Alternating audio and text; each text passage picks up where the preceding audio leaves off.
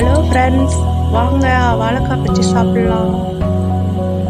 பஜ்ஜி செய்ய தேவையான பொருட்கள்: 2 வாழைக்காய், 200 கிராம் பஜ்ஜி மாவு, அதில் தேவையான அளவு தண்ணீர். வாழைக்காயை தோல் சீவி இந்த மாதிரி கட் பண்ணி எடுத்துக்குவோம். பஜ்ஜிக்கு தேவையான காரம், உப்பு மாவிலே கலந்துருப்பதுனால நம்ம வேறு எக்ஸ்ட்ரா எதுவும் சேர்க்காம தேவையான அளவு தண்ணீர் சேர்த்து இந்த பக்குவத்தில் மாவை கலந்துக்கொள்வோம். ஹை ஸ்பீடில் அடுப்பை வைத்து கடாய் வைத்து எண்ணெய் தேவையான அளவை ஊற்றிக்கொள்ளவும். கடாயில் எண்ணெய் காய்ந்தது என்று ஒரு துளி மாவு விட்டு செக் பண்ணவும்.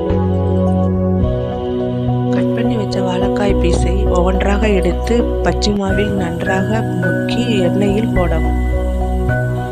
few minutes கழித்து அதை திருப்பி விடவும். பச்சி ஃப்ரெண்ட்ஸ், இப்போ கும்மூன் என்ற பச்சி ரெடி ஆகிவிட்டது.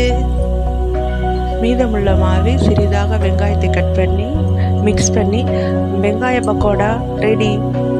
சுட சுட வெங்காய பக்கோடா வாழைக்காய் பஜ்ஜி சுவையார குயிக்கா சிம்பிளா ரெடி ஆயிடுச்சு.